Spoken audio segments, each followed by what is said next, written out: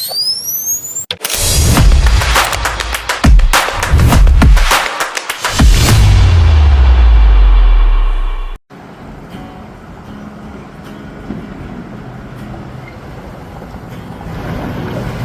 লাইটের ক্ষেত্রে আমরা জানি প্রথমে হলুদ এবং এরপরে লাল বাতি জ্বলে, এর কিছুক্ষণ পরে সবুজ বাতি জ্বলবে। ব্যাপারটা ডিপেন্ড করবে কোনো সিটি এরিয়ায় কী পরিমাণে গাড়ি আছে এবং গাড়ির চাপ কেমন। আমরা দেখতে পাচ্ছি এখন লাল বাতিটি জ্বলে আছে এবং আপনি দেখুন এই দেশে ইভেন পুলিশকেও লাল বাতি মানতে হয়। এটা বাংলাদেশের মতো না যে যেভাবে খুশি সেভাবে চলে যাবে। আমরা দেখতে পাচ্ছি এখনও লাল বাতি জ্বলে আছে এবং একটু পরেই সবুজ বাতি জ্বলবে, তারপরে সবগুলো গাড়ি আবার চলা শুরু করবে। সো আমরা সবুজ বাতি জ্বলে গেল, এখন গাড়ি আবার চলা শুরু করেছে। এই জিনিসটা আমরা দেখব আর্ডুইনোতে কীভাবে করা লাগে। আমি একটা আর্ডুইনো উনো নিলাম এবং নিয়ে নিলাম একটা নিউ পিক্সেল এলইডি। ট্রাফিক লাইটটিকে সিমুলেট করার জন্য নিউ পিক্সেল এলইডির পজিটিভ এবং নেগেটিভ আর্ডুইনোর পজিটিভ নেগেটিভে কানেক্ট করলাম।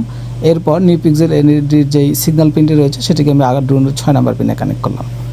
এখন আমি আর্ডুইনোতে কোড করব এবং এরপর দেখাবো কিভাবে কোডটি কাজ করছে। এখানে আমি কোডটি লিখে নিয়েছি এবং আমি 3টি ফাংশন ডিক্লেয়ার করেছি, রেড, ইয়েলো এবং গ্রিন নামে। এই 3টি ফাংশন আসলে আর্ডুইনোটিকে কিছুক্ষণ পর পর রেড, ইয়েলো এবং গ্রিন কালারে কনভার্ট করবে। আমি যেহেতু নিউ পিক্সেল এলইডি ব্যবহার করেছি, এলইডির একদম উপরের দিকের দুইটিকে আমি লাল হিসাবে, তারপর হলুদ এবং এরপর সবুজ হিসেবে ইউজ করেছি। আমি এখানে সিমুলেট করার জন্য 2 সেকেন্ডের একটি ডিলে দিয়েছি। আপনারা দেখতে পাচ্ছেন ডিলে 2000, এটা হচ্ছে মিলি সেকেন্ডে। সুতরাং 2 সেকেন্ড পর পর আমার লাইটগুলো পর্যায়ক্রমে জ্বলে উঠবে। চলুন দেখা যাক। আমি দেখতে পাচ্ছি সবুজ বাতি জ্বললো এবং এর 2 সেকেন্ড পর লাল, তার 2 সেকেন্ড পর হলুদ এবং এর 2 সেকেন্ড পরে আবার সবুজ। সো এই প্যাটার্নে জিনিসটি চলতে থাকবে। আমি একটি 3D প্রিন্টেড লাইট পোস্টও বানিয়েছি just to make this project fancy. So light পোস্টটিতে আমি এখন সব কিছু কানেক্ট করে নিয়েছি এবং আপনারা দেখতে পাচ্ছেন খুবই সুন্দর একটা ট্রাফিক লাইট হয়ে গেল।